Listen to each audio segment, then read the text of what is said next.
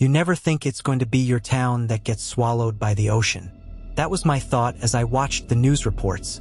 Hurricane Milton strengthens, heading straight for Florida's Gulf Coast. We'd been through hurricanes before, but this one felt different.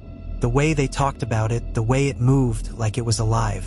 People started calling it the monster. My wife, Laura, was glued to the TV, white-knuckled, while our kids, Noah and Emily, played with their toys, blissfully unaware. I kept telling her, "We'll be fine. These things never hit as bad as they say." I wish I could say I was right. Milton made landfall around 8 p.m. The winds roared like a train barreling through our neighborhood. The power went out within minutes, and the only light came from the flashes of lightning outside. With each bolt, the shadows of trees twisted against the walls like skeletal hands reaching for us. We had decided to ride it out in our home, a mistake I now realize. By midnight, the water started to seep through the doors. First, just a trickle. Then it was like someone opened the floodgates. I grabbed towels, trying to block the door, but the water didn't care. It pushed its way in, rising up our legs as we stood in disbelief. "Upstairs now," I shouted, and we all scrambled to the second floor. By 2 a.m., the wind was so loud I couldn't hear myself think. The house groaned, like it was being ripped apart at the seams. I could feel the floor vibrating beneath my feet, but it wasn't just the wind. Something else was out there. Every time the lightning flashed, I swore I saw something moving in the rain. Something that wasn't just wind and debris. Then came the sound that haunts me to this day. A low, guttural growl echoed through the storm. Laura's face went pale.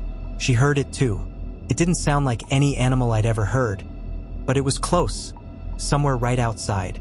I opened the bedroom window a crack, just enough to peek out. That's when I saw it. Something huge, crawling through the floodwaters, just beyond the house. Its form was barely visible through the sheets of rain, but I could make out long, twisted limbs dragging across the ground. It moved like a predator, slow and deliberate, and each time it moved, the wind seemed to surge, as if it controlled the storm itself. I slammed the window shut, my heart pounding. "There's something out there," I whispered to Laura, trying not to scare the kids. But Noah must have overheard because he started crying, asking if we were going to die. I wanted to say no, that we'd be okay. But the truth was, I didn't know. At around 4 a.m., the roof started to creak. A heavy thud shook the entire house, and I knew it was above us, whatever that thing was. I could hear the scraping of claws or nails or something against the shingles. It was circling us like a shark smelling blood in the water. Suddenly, there was a crash. The ceiling above us split open, sending debris and water raining down into the room. I grabbed the kids and pushed them under the bed, but Laura screamed, pointing at the gaping hole. There it was, looking down at us. A massive, distorted face, with eyes that glowed like embers in the dark. Its skin was slick and covered in seaweed, and its mouth. It was too wide, too full of jagged teeth that seemed to go on forever. It let out another one of those guttural growls, vibrating the air around us. It wasn't just a storm. It was Milton. The storm and the creature, they were one and the same.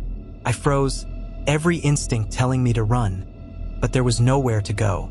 The thing lowered itself, its clawed hand reaching through the hole. I was sure it was going to rip us apart, but then it stopped. Its glowing eyes flickered like a dying light, and its form seemed to dissolve into the rain. The wind outside lessened, the growl fading into the distance as the storm began to move on. The eye of the hurricane had passed. We stayed under the bed for hours, too terrified to move. When morning finally came, and the storm had gone, we ventured outside. The neighborhood was unrecognizable. Houses flattened, trees uprooted, cars tossed around like toys. But it wasn't just the destruction. There were strange marks everywhere, long, deep gouges in the ground, in the walls of buildings, like something had torn through the town, hunting for something or someone. The news called it the most devastating hurricane in years. They said it would take months to rebuild. But no one mentioned the thing I saw. No one talked about the monster that stalked us in the storm. Even now, I still hear it at night sometimes. That low growl, like it's still out there, waiting for the next storm. I don't think Hurricane Milton was just a natural disaster. It was something much worse, something that still hasn't left Florida.